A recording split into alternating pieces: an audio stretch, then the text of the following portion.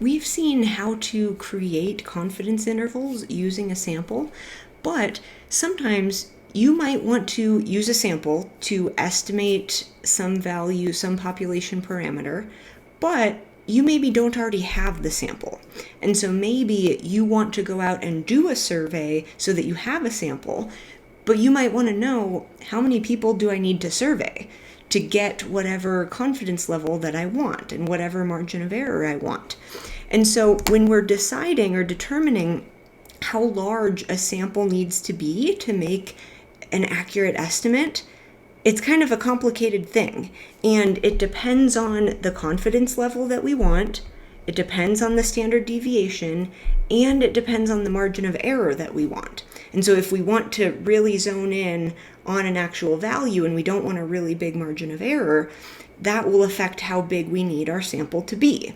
Because even if we fix the confidence level and fix the standard deviation, our margin of error depends on the sample size.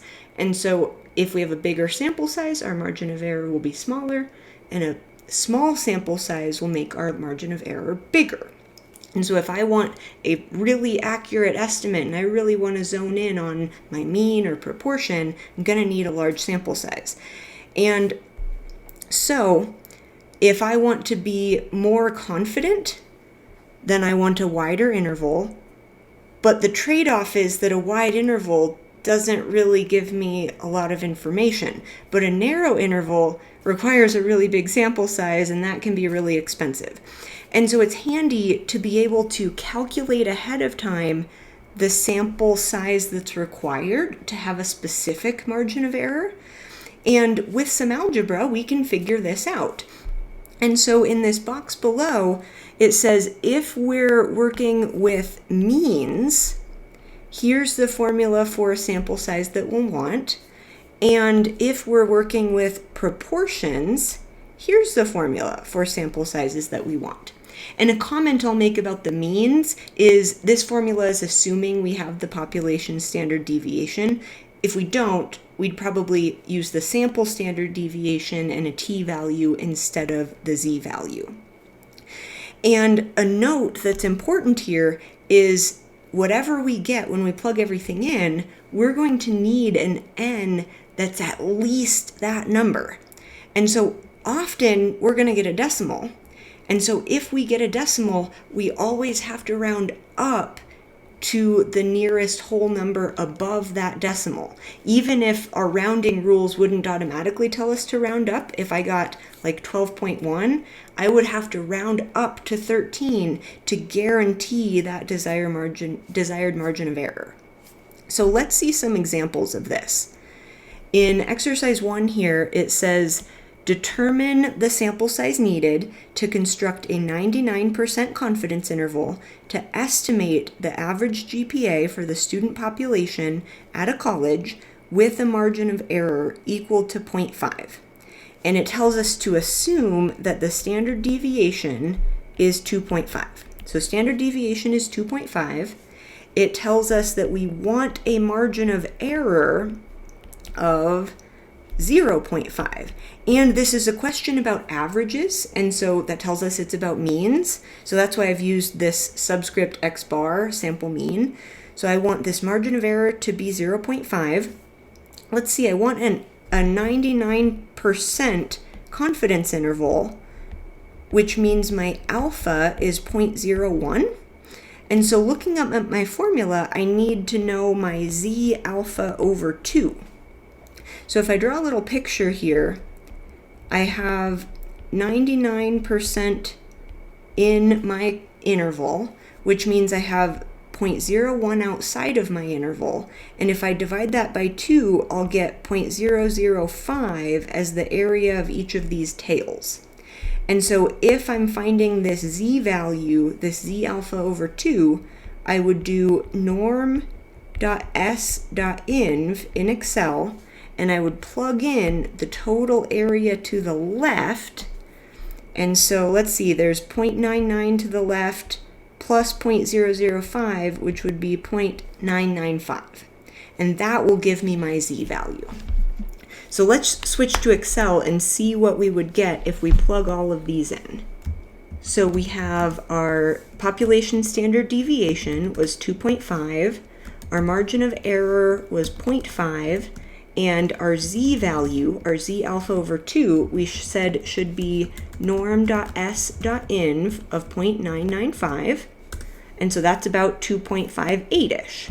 So now if we want to find n, if we use our formula, we would do that z-value squared times our standard deviation squared, and then we'd have to divide by our margin of error squared. And this will tell us how big we need our sample to be. So this is about 165.87. Great, okay. So I would need to round this up, and I would need a sample size of 166. And I want you to notice that even if I ended up getting like 165.2 or something, I would still have to round up to the next whole number to make sure that I have a big enough sample size, and I can't have a fraction of a person in my sample. My sample size would need to be at least 166 to guarantee that margin of error. Now let's look at exercise 2.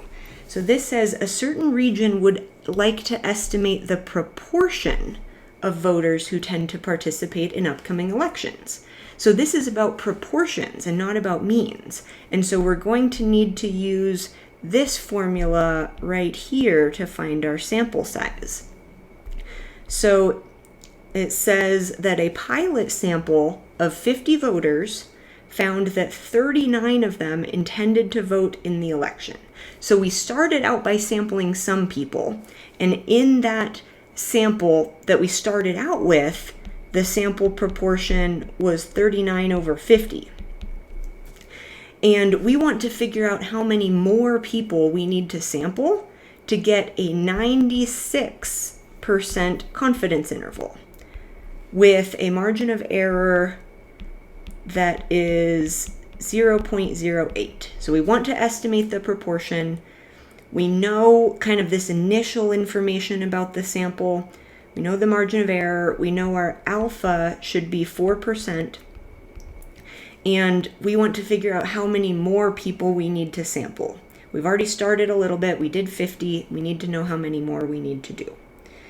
And if we look back up at our formula, we'll see that there's a z-value here.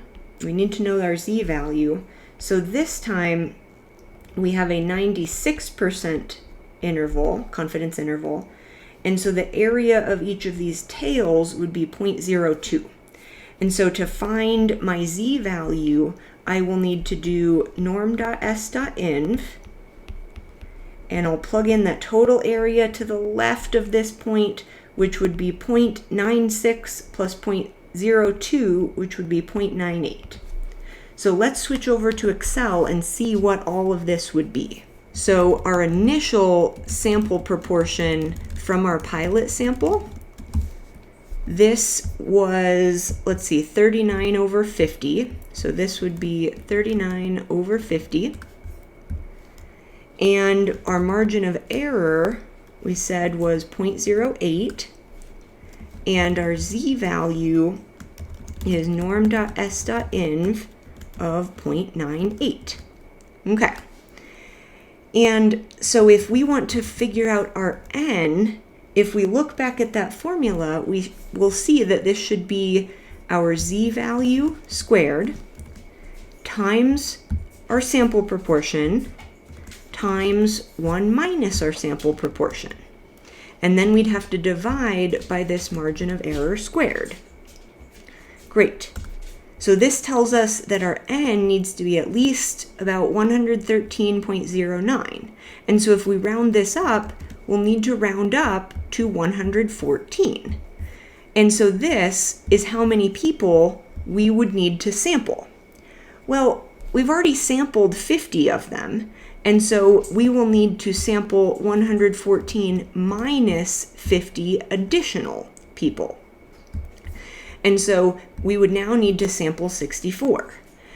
And what might be bothering you about this is if I haven't yet started sampling people and getting a sample, I wouldn't have had a pilot sample. I wouldn't have known what sample proportion to start out with.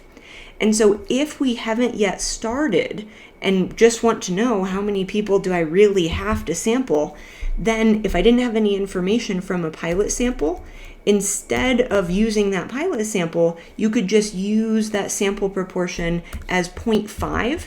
So you would just use a sample proportion of 0.5 and you would get a higher number. So here I would get that I need to sample 165 people, assuming that I'm just starting out with that halfway in between of 0.5, and I do my calculations for that to see what's the most number of people that I would really need to sample in kind of the worst case scenario. And so this is how we find that sample size in these two different scenarios. And so now you're ready to, even before you find a confidence interval, figure out how big your sample really needs to be.